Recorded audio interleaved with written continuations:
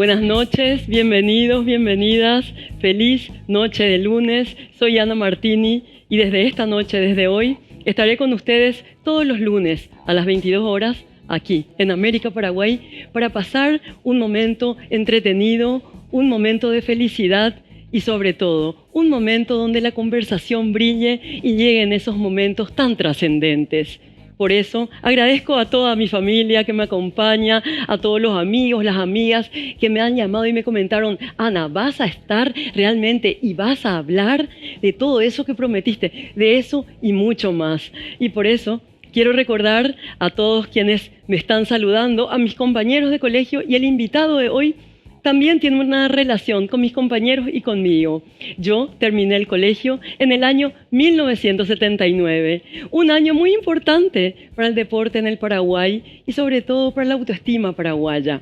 Recuerdo que por aquellos años un muchacho, según decían las crónicas, estaba intentando triunfar en Roland Garros, Víctor Manuel Pecci. En ese momento sentimos un orgullo muy especial al ver que alguien tan joven e inspirador estaba llegando allá a lo alto. El rey de copas, Olimpia, la primera copa que llegó, nos sorprendió, nos alegró, como sigue alegrando a mucha gente. Y Paraguay también campeón sudamericano. Bueno, en ese mismo año, 1979, el 20 de julio, nació quien hoy nos acompaña, que nos enorgullece con su presencia y que nos ha dado los últimos años no solamente relatos e historias, sino certezas, seguridades y, por qué no decirlo también, tranquilidad y alegría. Guillermo Sequera, hola, buenas noches. Gracias por estar, gracias por acompañarnos. Privilegio estar en el primer programa tuyo, la verdad que me estoy poniendo un poco nervioso, hace rato no me pasaba eso. Ay, no, esa no es la idea. Esa no es la idea para nada. Al contrario, la idea es pasar un momento totalmente descontraído, porque, como yo decía siempre, Guillermo, y como sostengo, ¿verdad? El hecho de encontrarnos no es precisamente para hablar de lo de siempre, sino es porque todos queremos saber aspectos que muchas veces no tenemos la oportunidad en la cotidianeidad de conocer de la otra persona, de descubrir, porque viste que todos somos universos en este universo también. Así que muchas gracias por estar. Y lo primero que te quería preguntar, bueno, estamos viviendo un momento desafiante, ¿verdad? Últimamente, en estos últimos días, estas últimas semanas, con todo este nuevo ataque, ¿verdad? Sabemos que estás trabajando mucho. Y la primera pregunta que yo quería hacerte, porque también me están preguntando eso, es: ¿qué exactamente es la epidemiología? Bueno, empecemos por lo primero, ¿verdad? Una buenísima pregunta. A ver, yo creo que epidemiología, en su construcción, ¿verdad? Una palabra que viene de conceptos griegos, epi, ¿verdad? Que es sobre, alrededor o como encima de algo, ¿verdad? Demos, que es pueblo, que es gente, y logía, que es el estudio. En realidad, puedo olvidarte de la salud, en realidad es lo que le pasa a la gente. Podemos hablar de cuestiones sociales, culturales, ¿verdad? Demográficas. Podemos hablar de la salud, que la gente cuando dice epidemiología piensa en virus directamente y enfermedades. En realidad es mucho más que eso. La epidemiología es cómo se comporta, es estudiar un poco el comportamiento y qué le ocurre a la gente, ¿no?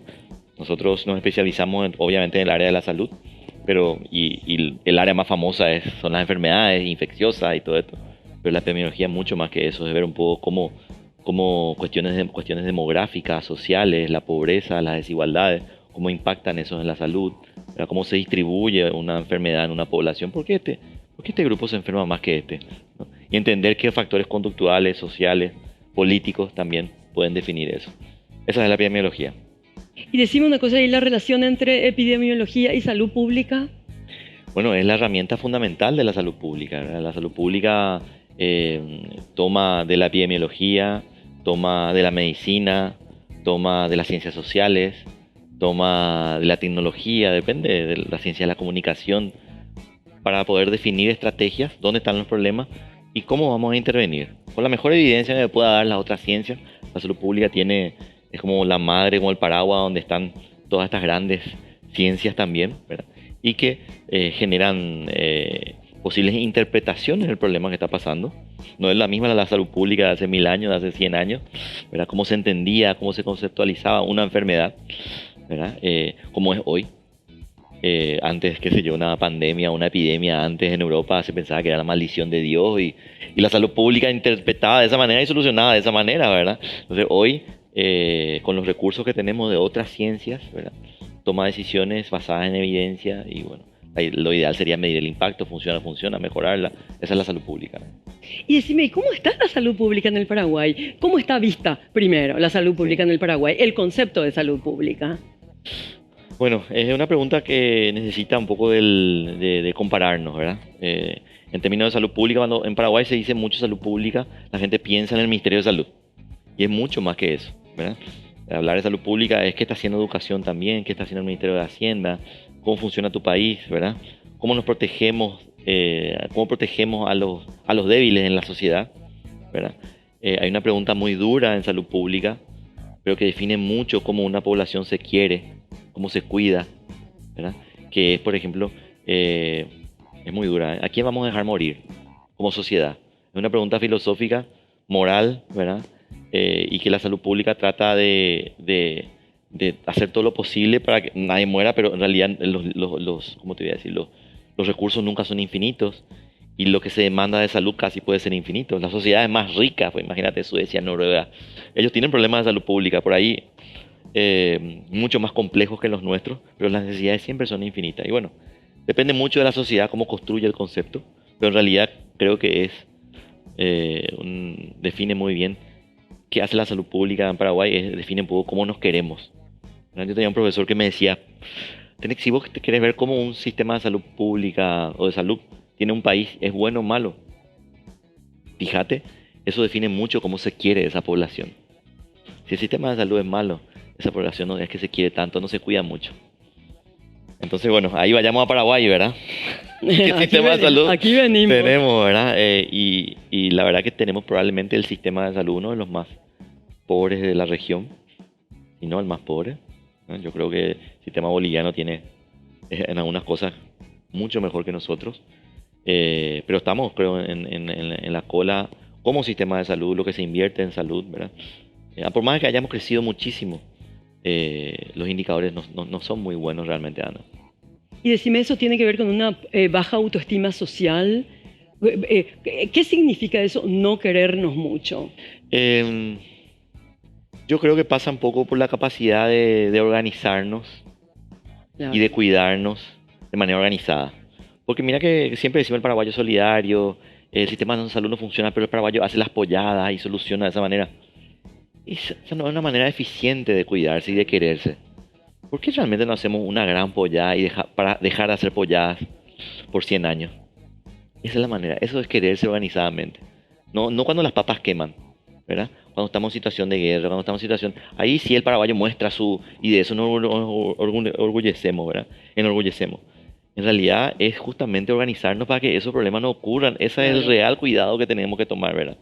Y bueno, creo que un poco cómo se organiza no solamente el sistema de salud, sino cómo es nuestro sistema económico, nuestro modelo de sistema económico, las desigualdades que hay en la sociedad. Todo eso define un poco, ¿verdad? Qué nivel de cohesión social tiene esa sociedad para poder sentarse a hablar y construir algo, un sistema de salud que nos cuida a todos, ¿verdad?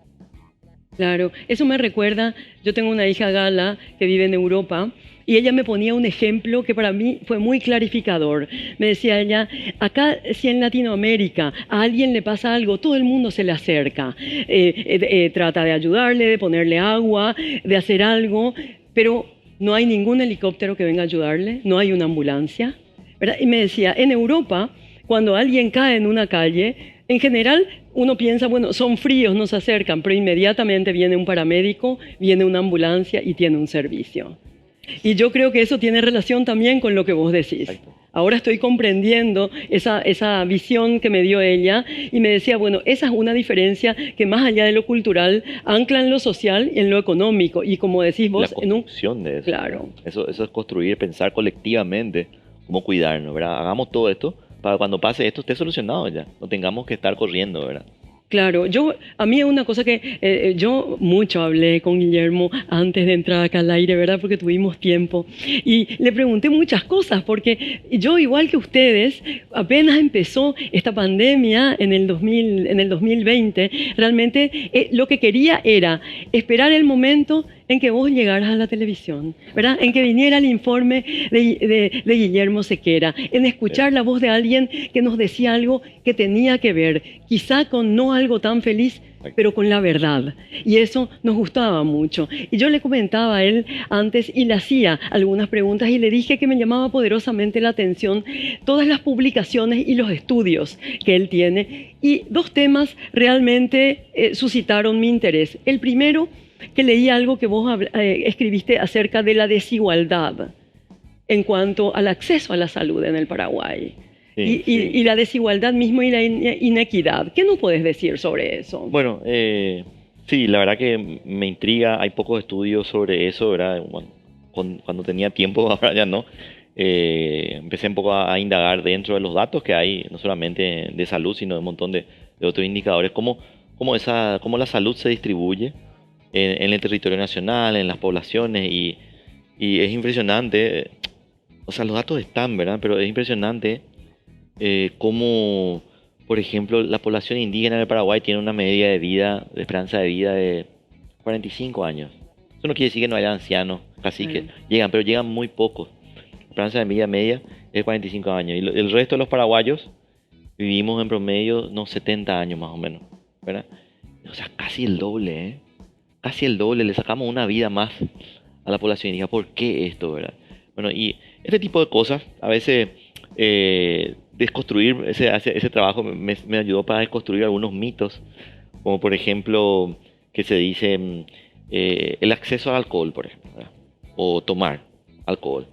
Nosotros decimos, bueno, la población que tiene menos recursos, que es pobre, toma mucho alcohol, ¿verdad? Y cuando se hacen las encuestas poblacionales, y esos datos están, uno cuando distribuye por quintiles, se da cuenta que realmente es toda una construcción, porque podemos verle a alguien en la calle, pobre o borracho, ¿verdad? Al rico no le vas a ver en la calle. Claro. Cuando está en su mansión, Sí. y le vas a ver, al pobre le vas a ver 3, 4, y le está viendo a uno, le está etiquetando a toda una población. Y cuando uno ve cómo se distribuye el consumo de alcohol, ve que a medida que el bolsillo es más grande, el acceso y la cantidad de gramos de alcohol que consume es mucho mayor. Y cosas de ese tipo, ¿eh? Por ejemplo, la obesidad. La obesidad en los países del primer mundo, y esto está bien estudiado, en Europa, en Estados Unidos, en Canadá, la obesidad está relacionada a la pobreza, ¿sí? Porque comen mal, ¿verdad? Y en nuestro país no. En nuestro país y en los países en transición demográfica y en transición económica también, y en ese estudio que citas, muestra un poco cómo los quintiles más pobres son más flacos, principalmente en los hombres, que los quintiles más ricos. El hombre paraguayo tiene una panza bien grande. Cuando su bolsillo es más grande, su panza es más grande.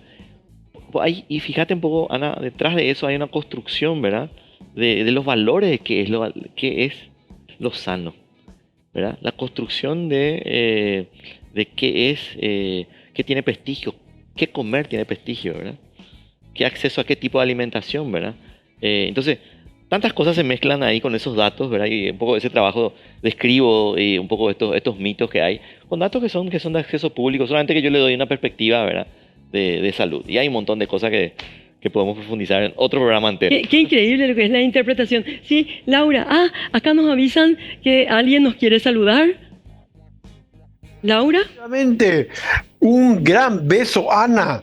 Carlos Martín, tu hermano, te saluda. Estás con una de las figuras de mayor prestigio y de mayor capacidad, aparte de su don de gente y de la posibilidad que tiene, lo estaba escuchando recién con qué claridad, explicar datos que son estadísticos. Guillermo Sequera se convirtió en parte de la televisión, de la radio, de la prensa escrita allá en el 2020, y a mi modo de ver, y lo digo no porque esté Guillermo allí, este fue uno de los descubrimientos más importantes que nos dejó la pandemia, que tenemos paraguayos que tienen esa capacidad importante. Así es que, en primer lugar, un saludo especial al doctor Sequera y todo mi aprecio. Bueno, la cosa es así. Feliz lunes de febrero, pero más feliz este lunes 6 de febrero. En este nuevo ciclo de mi querida Ana. Te estoy saludando, Ana, en este nuevo ciclo que emprendes. Yo confío que gente como vos y como Sequera en el Parlamento Ja. vayan a ir transformando este país. Necesitamos gente con savia nueva, con capacidad nueva, y ahora los veo juntos ahí a Boya Sequera y digo, a la pucha, si ellos dos estuvieran en el próximo Congreso. Pero de todas formas, también quiero decirte que te estoy saludando ahora mismo desde un espacio que para vos y para mí tiene mucho valor, el de tu casa, el de mi casa, el de la casa de Fátima. Para nosotros desde pequeño el valor estuvo en el objeto libro. Entonces, estar entre libros implica estar entre amigos. Estar entre libros implica estar entre conocimientos que se abren. Desde mi biblioteca te estoy saludando ahora, Ana. Mucha felicidad en este nuevo emprendimiento, muchos éxitos, un gran caudal de votos, sobre todo, que es lo importante. Y de paso también, aparte de enviarte un beso y muchos saludos, y también a mis 3 amigos, las 3 mascotitas de tu casa, que son amigos míos de hace un buen tiempo, no los estoy viendo, soy ingrato. Pero yo últimamente prefiero a los perros a los seres humanos, pero eso es otra cosa. Entonces, quiero decirte que desde esta biblioteca, muchos éxitos, muchas felicidades, muchos triunfos, muchos votos, porque yo sé que tus votos van a ser votos legales, no van a ser votos comprados. Y eso es importante para ir creando una nación. A vos y al doctor Guillermo Sequera, un gran abrazo, un gran saludo, un gran placer desde mi biblioteca para ambos. Muchas gracias, Carlucho. Bueno, para nosotros es Carlucho. Mirá, nos trajo este saludo. Guillermo, muchas gracias y realmente sí. Y mirá, acá con Guillermo compartimos, yo creo que una pasión, los libros. Él tiene más de 50 publicaciones solamente en artículos, aparte de libros, aparte de conferencias, y realmente es un amante, yo creo, de todo lo que tiene que ver con los derechos y fundamentalmente una visión sobre el Paraguay, y utilizó un término que es muy augural para el Paraguay. Utilizó el término de construir. Hay que deconstruir, ¿verdad?, lo que realmente está mal estructurado. Y vino él, como vos decís, y casi como un oxímoron, esta pandemia, ¿verdad?, tan mala nos trae algo tan bueno. Así que muchas gracias, Carlucho, muchas gracias realmente. Al contrario, un gran beso. Y como yo sé que vos sos amante de Jorge Luis Borges, y como estamos desde mi biblioteca, y hablando de libros, me decís que el doctor Sequera tiene por lo menos 50 libros publicados. No, Artículos, 50, y libros más o menos 9 o 10. por ahí. Sí. ¿Verdad? Y muchos otros. 9 o 10 y varios textos publicados. Entonces, alguna vez Borges dijo, si existe el paraíso, para los que crean que existe el paraíso, pero si existe el paraíso, tiene una forma de biblioteca. Un gran beso, Ana, bueno. Muchos éxitos. Muchos éxitos también al doctor, y muchos saludos al doctor Sequera. Gracias, Carlos. Muchas gracias, Carlucho. Gracias. Gracias. Bueno, realmente fue un homenaje inesperado, Qué ¿verdad? bueno. Para vos y para Qué mí, bueno, qué bueno. realmente, ¿verdad? Me siento muy honrada, sobre todo, ¿verdad? Porque nos comparó a él y a mí, y eso para mí, ¿verdad?, es un elogio inmerecido, pero absolutamente bienvenido. Muy feliz de estar con la familia y sobre todo de compartir esta gran pasión transmitida desde, así como vos también, Guillermo, porque viste que yo creo que algo muy importante también, y veo que vos tenés, es todo el bagaje de tu familia, ¿verdad?, que para el Paraguay significa mucho. Yo siempre señalo que esas son como familias patricias, ¿verdad?, porque son realmente familias que han dedicado su talento, su conocimiento con mucha generosidad para el colectivo. Yo recuerdo a tu abuela, una gran creadora, que lastimosamente el Paraguay no tiene una memoria tan asertiva, ¿verdad?, como para recordar a Aurora Neto de Sequera, que no solamente fue una confeccionista, sino que fue una diseñadora. Y eso no es fácil, ¿verdad? Porque diseñar forma parte de crear. Así como tu tío, Mito Sequera, tu tía, ¿verdad? Bueno, toda una familia, pero ahora me señalan nuevamente que nos tenemos que ir a la pausa un rato nomás. Así que prepárense ahora algo de tomar y vuelvan con nosotros, con el doctor Guillermo Sequera y conmigo.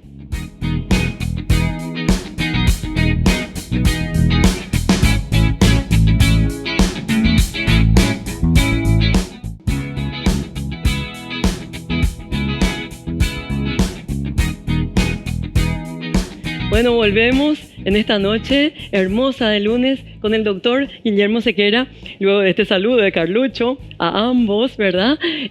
Nos gustaría retomar la conversación y sobre todo volver a un libro que vi que vos publicaste que dice Desigualdades que matan, ¿verdad? Desigualdades que matan. ¿Qué es lo que mata la desigualdad en la salud en el Paraguay? Bueno, es un concepto medio casi político, ¿verdad? Entender que uno se enferme por cuestiones que no están... A ver, está muy metido en la medicina y en la formación médica, que gran parte de las enfermedades se producen, o el dolor y la muerte, se producen por cuestiones genéticas, ¿verdad? Y a veces hay cuestiones que determinan tu salud. Mira, yo uso mucho una frase, yo enseño salud pública en la Facultad de Medicina, la UNA, y una frase que le vuelve loco a los chicos es mucho más importante que tu código genético, que va a definir de qué te vas a enfermar y qué te vas a morir, mucho más importante es tu código postal. ¿Verdad? Es cierto que no se usa mucho en Paraguay, ¿verdad? Sí. El código postal, pero el código postal define de dónde uno vive, dónde uno nació, cuál es tu barrio, quiénes son tus amigos, ¿verdad? Cómo vos vivís tu día a día. Eso va a definir mucho más de qué te vas a enfermar, de qué te vas a morir. Eso va a definir si vas a morir de un accidente de tránsito, mucho más. Si vas a terminar teniendo cáncer, si vas a morir joven de un cuchillazo, de un arma blanca, si vas a morir, no sé, con edad avanzada y de un infarto en la cama. Define mucho más tu código postal en el sentido metafórico de tu entorno, tu barrio, tu familia, todo eso, ¿no? Entonces, ese trabajo un poco trata de eso, una perspectiva de ahí está la salud realmente. Es cierto, están los medicamentos, están las vacunas también, pero define mucho más, ¿verdad? Tu entorno. Y ahí volvemos a la salud pública, Sí, ¿verdad? justamente. Y en eso volvemos que también al señalaste. concepto de cohesión social y todo esto, ¿verdad? Por eso yo siempre valorizo lo que es la vida de barrio, ¿verdad? Creo que tenemos que conocernos en el barrio, cada vez nos conocemos menos a lo que vivimos en la manzana, en las cuadras, ¿verdad? Y por el día a día que es muy ajetreado y las murallas que levantamos, ¿verdad? Y el encuentro de barrio prácticamente se está perdiendo. Los espacios públicos por eso son importantes. Bueno, si vivimos así, por lo menos tengamos buenos espacios públicos, ¿verdad? Hace unos días estuve por la costanera de Asunción, creo que es un espacio público nuevo que tenemos que valorizar. Los fines de semana está lleno de gente. De que si no estaba, siempre le digo a la gente, si no estaba esta costanera acá, ¿dónde estaba la gente? Si no hay más casas, no hay más plazas, ¿verdad? No hay más. El espacio público es el mejor lugar de encuentro de la sociedad en todas sus clases, ¿verdad? Vienen los chicos de las escuelas, la más pública, la más chuchi, ese lugar se encuentran. Y ese ejercicio de la sociedad parece que es banal, pero es tan bueno en términos de cohesión social, de encontrarnos. A veces no hablamos, pero ese compartir, ¿verdad? El mismo copetín que vamos a comer, la misma nube de azúcar que vamos a comprar y vamos a comer con los niños, ¿verdad? La misma, ¿cómo se llama? Estos toboganes inflables. Compartir esos espacios tiene un valor, Ana, que genera salud pública. Así que siempre le digo, decime dónde vivís, dónde naciste, yo te voy a decir cuántos años vas a vivir y que te vas a morir más o menos. No es que sea Nostradamus, ¿verdad? Claro. Pero es una manera de entender qué importante es tu vida de barrio y cómo uno tiene que aportar cuando en su día a día, en la comisión vecinal. Y es importantísimo, Ana. ¿Por qué crees que los políticos y los punteros trabajan eso de manera tan creo que los que no nos queremos meter en eso, ¿verdad? Estamos perdiendo un espacio, ¿verdad? Ese es realmente el espacio de la salud. Y decime, eso tiene directa relación con la salud mental, ¿verdad? Totalmente. La salud mental justamente se está yendo mal, por no usar otra palabra, por la destrucción de ese espacio, ¿verdad? Y la soledad, que es un fenómeno que siempre existió en la sociedad y que es un momento, yo creo que la soledad es un ejercicio de la soledad, hay que usarlo también, no hay que maldecirlo, pero estamos en una sociedad que aunque estamos más hacinados, estamos cada vez más solos.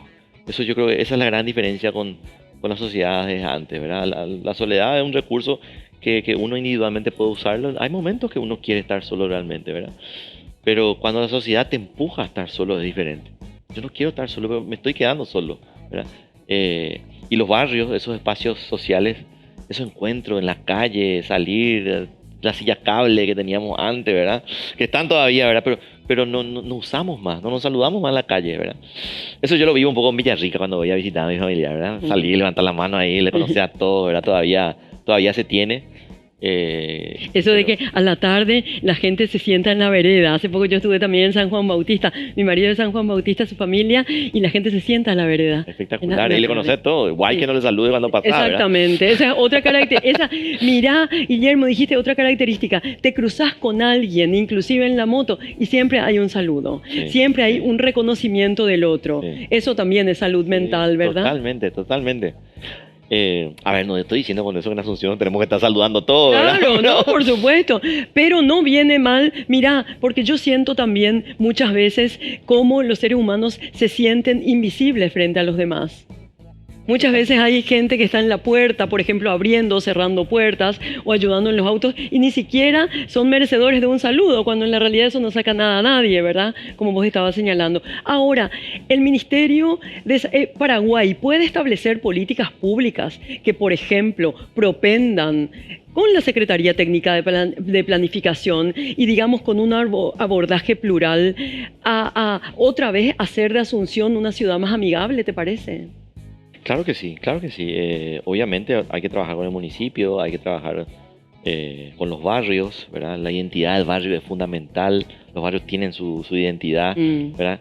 Yo que me crié en Sajonia, me malcrié en Sajonia, ¿En me serio? siento sajoniero y ¿Ah, sí? Sajonia tiene una identidad, ¿verdad? Sí. Y el que no es de ahí no tiene ni idea de lo que es. Sí. Y cada barrio, ¿verdad? Ahora estoy viviendo hacia las Mercedes, ¿verdad? Y tiene una identidad totalmente, También, ¿verdad? también. Yo creo que ese es el potencial, ¿verdad? Ese es el potencial. Construyamos desde esa identidad, desde esas historias que tienen los barrios. Yo creo que por ahí es fundamental, porque así le empoderás a la gente. Porque si no, siempre son políticas que vienen desde arriba, que pueden ser muy lindas y es un esfuerzo. Si la gente no está empoderada, si no se identifica con eso, es el doble el esfuerzo que tiene que hacer el que está aplicando la política pública, ¿verdad? Si es que esa población no siente eso, ¿verdad? Entonces, creo que tiene que haber voluntades de los dos lados, pero no podemos dejar pasar o no podemos minimizar el sentido de pertenencia que tiene un barrio. Los barrios son más sociales que divisiones políticas, ¿verdad? Sajonia es de Colón para allá, ¿verdad? Pero en realidad Sajonia se llama el mapa de la puntita nomás. Pero bueno, estos detalles, los territorios sociales tenemos que identificarlos y bueno, construir con el territorio social esa nueva Asunción que queremos. ¿En la Universidad de Medicina se trabaja este tema? De manera muy marginal. Sí se trabaja, hay materias como por ejemplo salud, medicina comunitaria y este tipo de cosas. ¿Sí? Pero son materias siempre menores, ¿verdad? Salud pública, de hecho, siempre una materia, son menores, no es lo mismo, y yo entiendo, no es lo mismo que cirugía, que pediatría, ¿verdad? O que anatomía, que son pesadas, ¿verdad? Pero simplemente porque no encuentran territorio de desarrollo, ¿verdad? Porque finalmente en otras partes probablemente tengan el mismo peso, ¿verdad?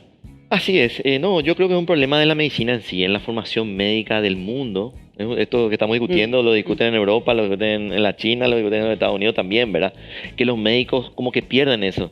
Pero está bien, yo entendí, ¿verdad? Porque ya es crítico también de esto. Pero también entendí, ¿pero por qué tiene que ser el médico que tiene que saber todo? Construyamos esa nueva profesión que tenga algo. Al médico dejemos que cure, ¿verdad? Pero no le responsabilicemos de todas estas cosas, ¿verdad? Pues si no el médico que se cree luego Dios, ¿verdad? Más Dios se va a creer. Entonces, está bien, no hace falta que él sepa todo esto, ¿verdad? Que él cure, que atienda en los hospitales. Está ahí. Y el otro paso, de lo que estamos hablando, formemos esa carrera necesaria. Brasil lo entendió, ¿eh? Hace 20 años ellos crearon una carrera que se llama Salud Colectiva. Y una carrera que tiene 5 años de formación.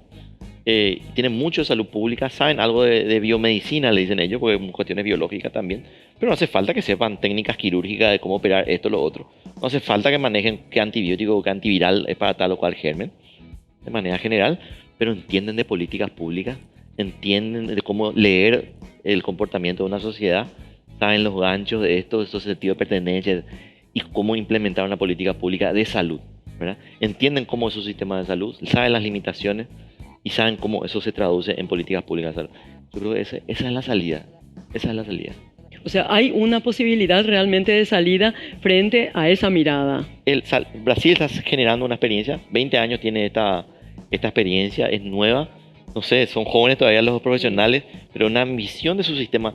El Sistema Único de Salud de Brasil, cuando se genera a finales de los 80, tiene un modelo muy interesante, genera esto a principios del 2000, finales de los 90 también, como nosotros necesitamos un profesional que entienda el sistema de salud y de salud pública. No es el médico.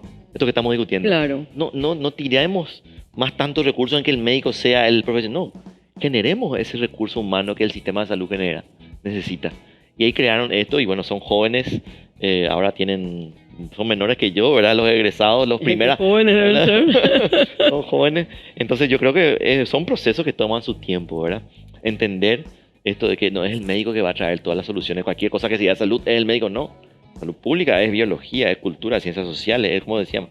La medicina es una parte de la salud pública, ¿verdad? Y no es al revés. No es que la salud pública es una materia de medicina o una materia de otras, no.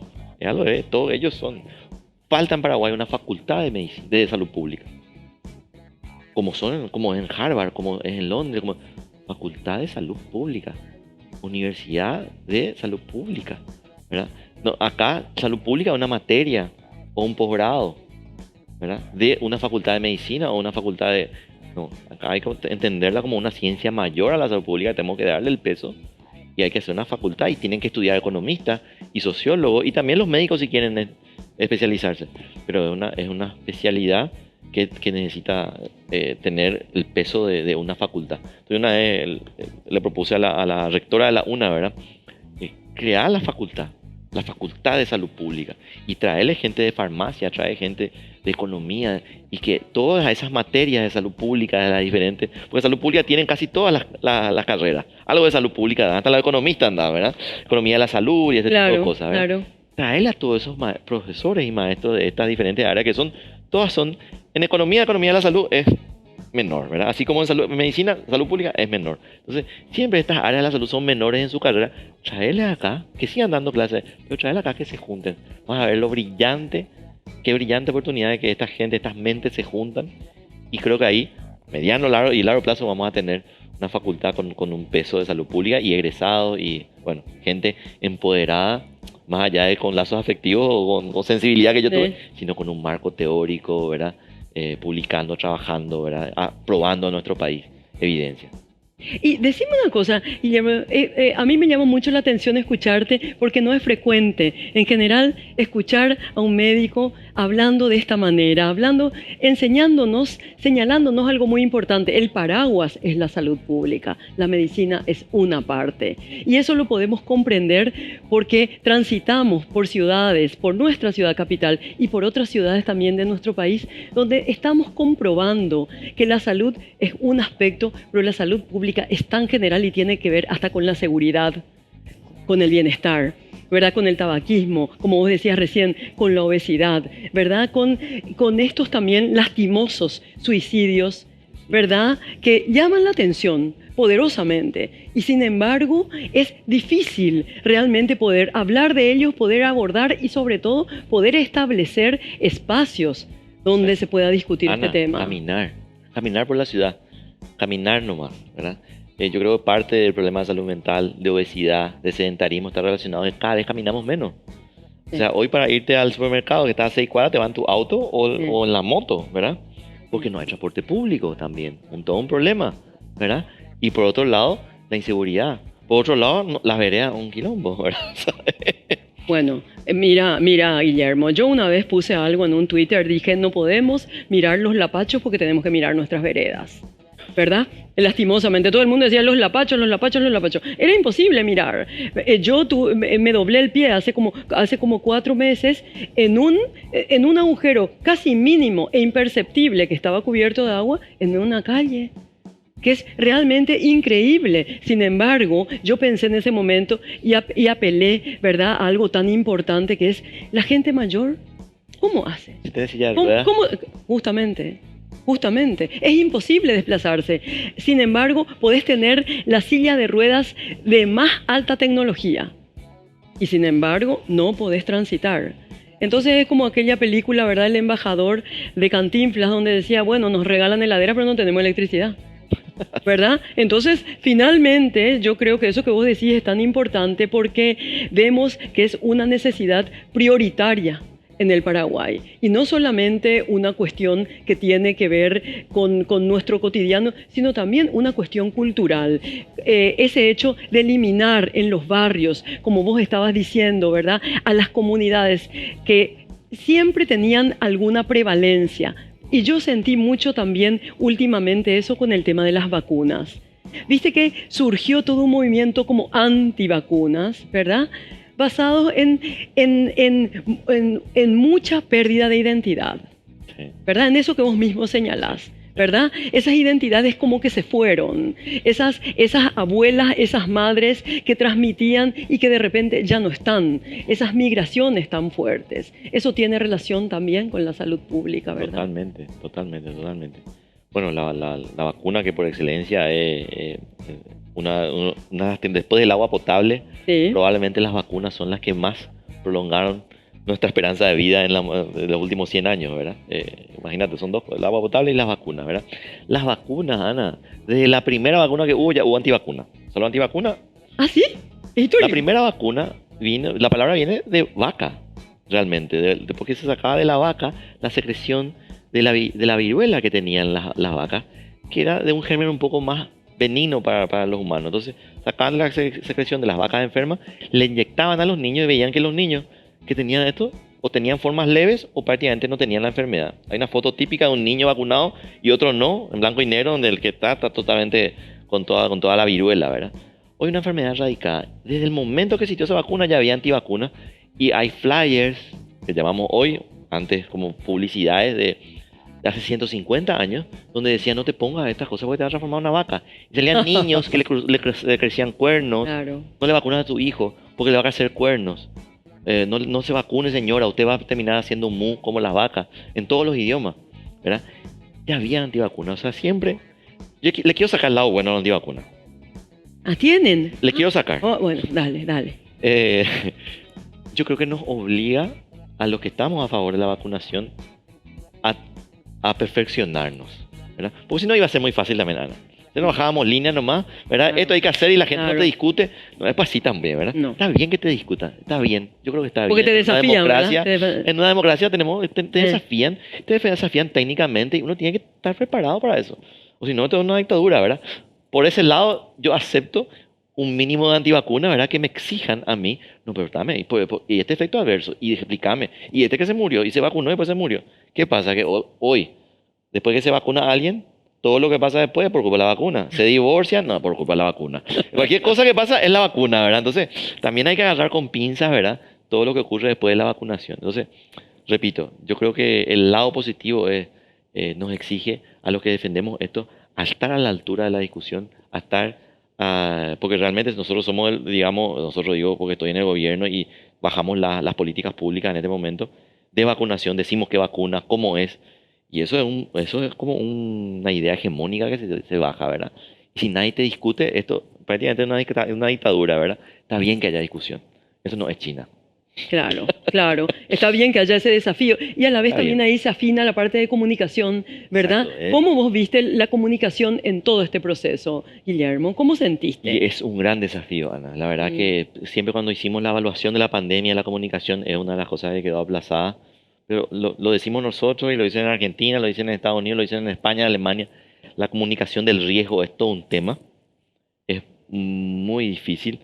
En nuestro país tenemos pocos expertos en eso, ¿verdad? Y todo el mundo opinando también. Sí. Fue una situación crítica, la verdad, ¿verdad? La comunicación es tan importante, ¿verdad? Pero bueno, y es tan costosa también. Hay que hablarla. Realmente instalar una idea tiene su precio, tiene su costo. Y bueno, fue un desafío de la pandemia, de la gestión de la pandemia, de la humanidad. los fake news con todo este tema de las redes sociales.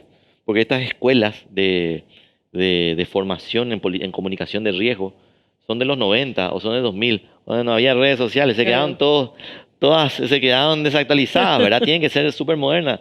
Entonces, esto te exige estar a la altura, ¿verdad? Las redes, el Twitter y todo esto ha cambiado tanto, ha revolucionado tanto que el que era experto en comunicación de riesgo hace 20 años probablemente se queda llegó en un nuevo offside, mundo. ¿verdad? Llegó un nuevo mundo. Sí. Bueno, acá me dicen nuevamente, vamos a un breve corte y enseguida volvemos con el doctor Guillermo Sequera. Un lujo siempre.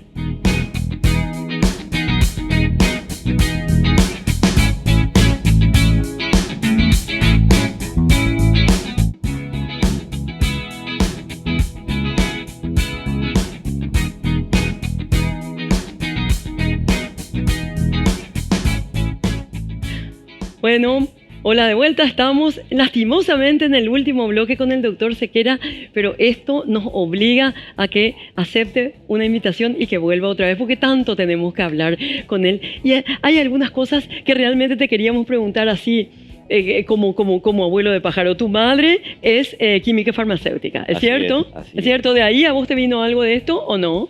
Y mira, mi mamá es de una familia de químicos de Villarrica. Mi abuelo, que en paz descanse, era un reconocido químico farmacéutico de los de antes, que tenían la botica detrás de la farmacia y preparaban los medicamentos. Muy conocido en Villarrica, de don Víctor Busarquis, ¿verdad? La farmacia real de Villarrica es un clásico de Villarrica, ¿verdad? Ahora ya está otra.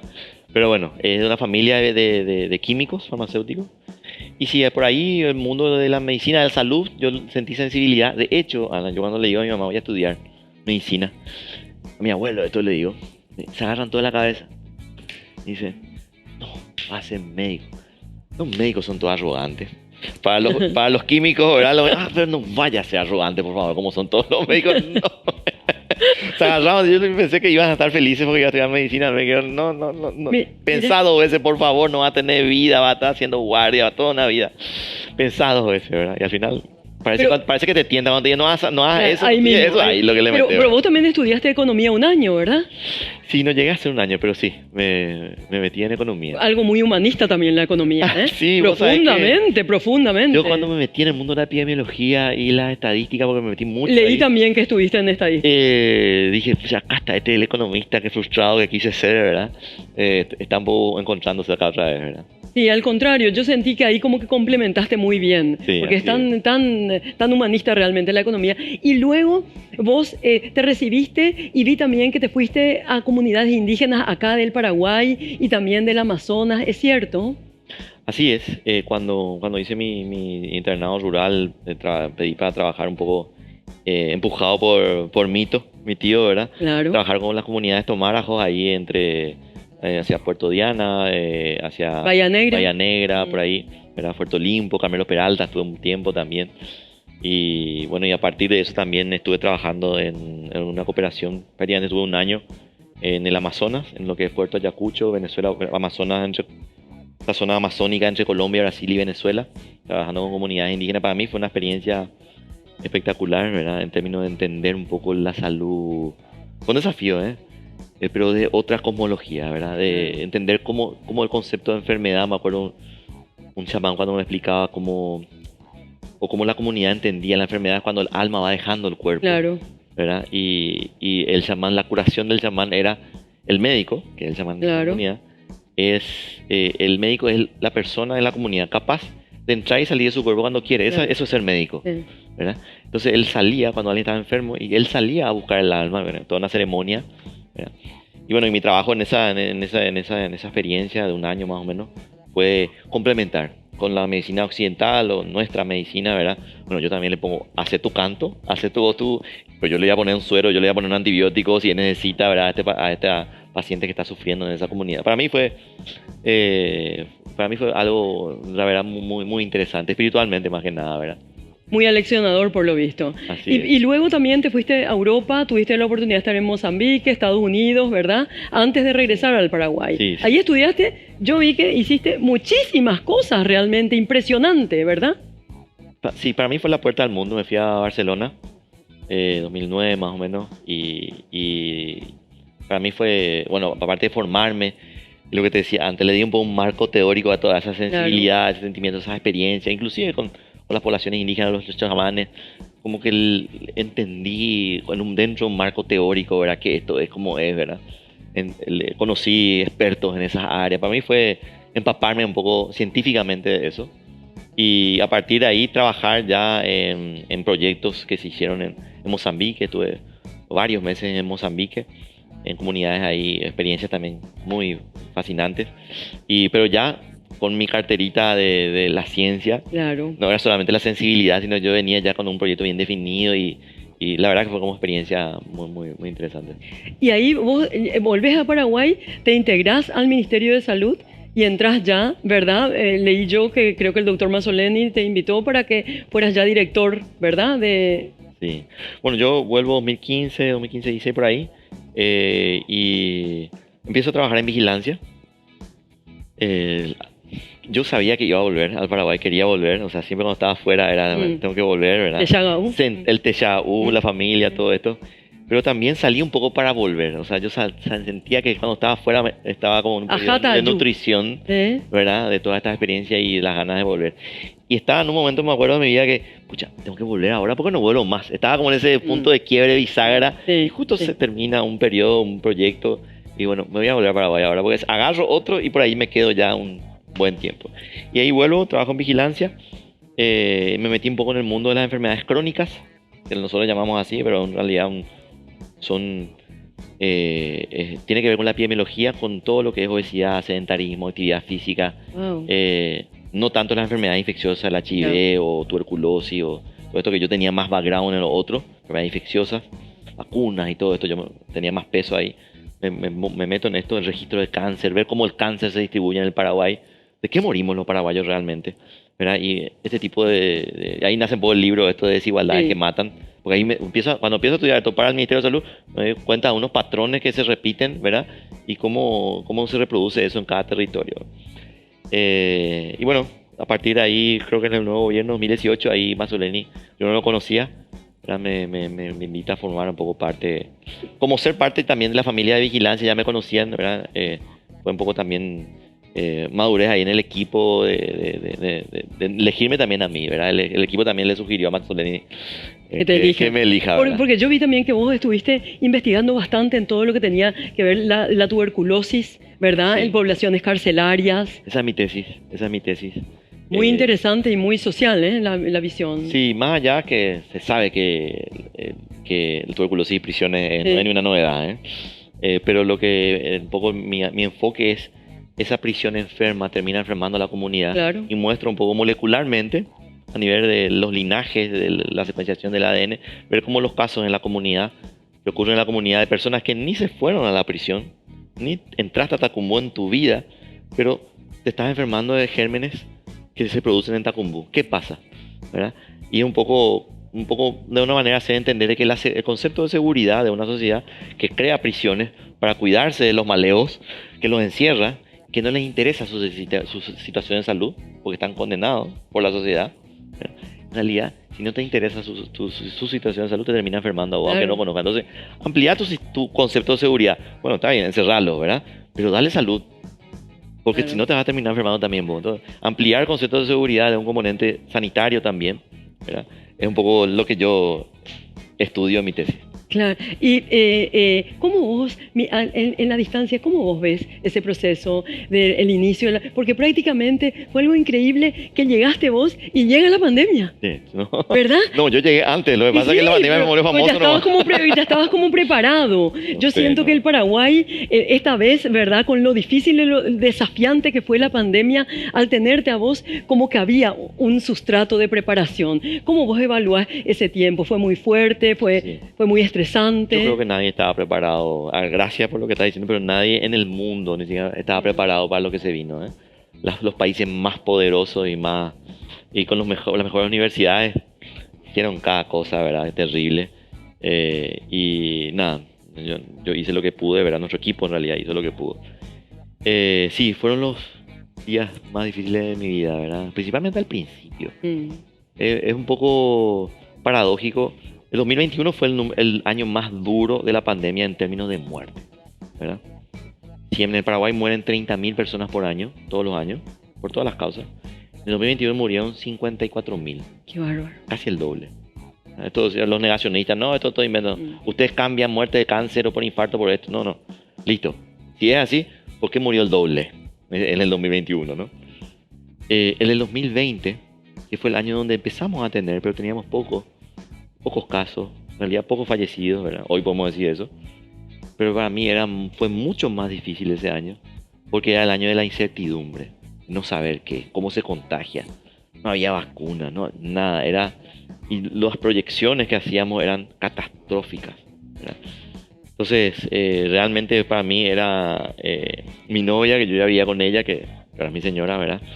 Que es médica también. Ella es médica. Mirá. Ella estaba en Londres haciendo la especialización en salud pública allá. Le toca la pandemia allá. Y bueno, yo estaba solo. Eso lo que te iba a contar era llegar a mi casa, la ciudad toda cerrada, llegar a mi casa solo, ponerme a bañarme, ahí me acuerdo la ducha y llorar solo, ¿verdad? Pero viendo un poco las dimensiones de esto cómo iba a ser, ¿verdad?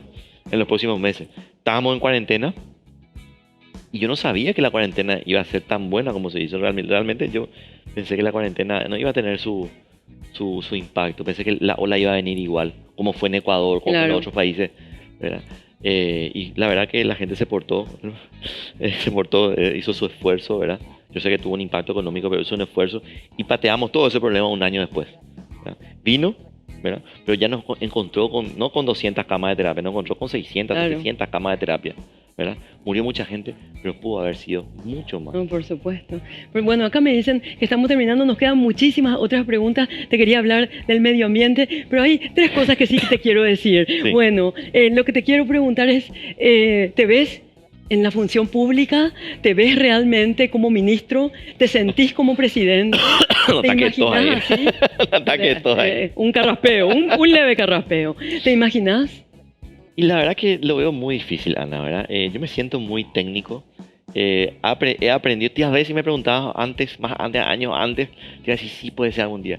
Pero ahora que estuve cerca de esa gestión, lo veo muy difícil. Veo que son puestos mucho más políticos que técnicos, ¿verdad? ¿Y pensás que en el futuro va a seguir siendo o no? No sé, ¿verdad? No. Ahora pues se graba todo. Y ¿te acordás que dijiste la cosa? Voy a dejar abierto, ¿verdad? Pero ahora, por lo que yo viví, por lo que vivieron los ministros, lo que viven los ministros, sí, que me tocan, ¿verdad? Estar de cerca, creo que hay que tener una cintura política que yo no tengo, ¿verdad? Que le voy a hacer un papelón al presidente. Así que tenga juicio el presidente que me quiera elegir ministro de salud, ¿verdad? Que me tenga como técnico, sí, ¿verdad? El equipo técnico sí, como aportar, ¿verdad? Yo no sé todo. Yo tengo una perspectiva del problema, ¿verdad? Necesitamos otros, pero invítenme a la mesa de discusión, yo voy a estar siempre firme para servir al país. ¿Y cómo te ves dentro de 50 años? Yo no sé. ¿Cómo te ves? Enseñando, a ver si llegamos, ¿verdad? Enseñando, sin duda alguna vos sí. Enseñando, trabajando, ¿cómo te ves? Enseñando. Dejando esta estela siempre de... Y me encanta transmitir, ¿verdad? Y ver que a los chicos les guste la salud pública, ¿verdad? Que es lo que quiero dejar. La epidemiología, que les guste esto, que se metan en esto, ¿verdad? Yo sé que van a ser pocos, pero es un lujo ir sumando al equipo.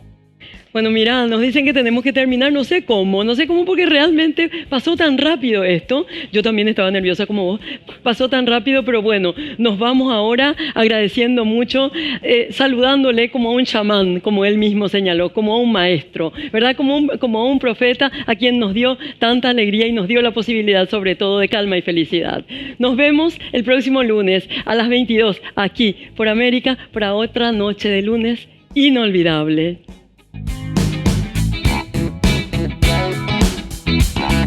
Yeah.